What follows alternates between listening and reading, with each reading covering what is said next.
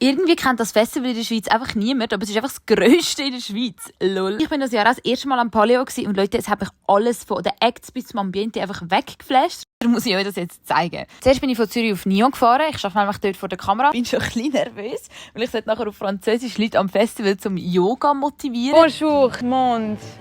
Zuerst musste ich noch ein bisschen vorbilden, aber immer wenn ein ganzer Feta-Klotz drin ist, habe ich das Gefühl, es ist ein guter Salat und es ist wirklich ein guter Salat. Dann habe ich auch gerade die anderen von der Swisscom getroffen und wir sind richtig Gelände gefahren. Und Leute, es sieht einfach aus wie am Coachella Festival und auch in der Nacht crazy hübsch. Ich würde sagen, es ist das schönste Festival in der Schweiz. Es hat auch so viel Essensstand. Ich habe mir einfach einen Sushi-Döner gegönnt. Und ich war ja wirklich schon auf vielen Festivals dieses Jahr, aber habe bis jetzt noch nie so viele coole Acts gehabt von auch Leuten, die ich noch nicht kennt habe. Zum Beispiel die Aurora. Wirklich so eine einzigartige und coole junge Frau. Sie kommt, glaube ich, auch am Zürich Open Air. Natürlich der Sam Smith war auch on fire gewesen. Die dann natürlich auch. Und jetzt kommt wirklich hands down der beste Moment der Festivalsommer. Und zwar bei Voracles. Das ist eine Elektro-Dance-Music-Band mit Orchester. Und das haben mich irgendwie einfach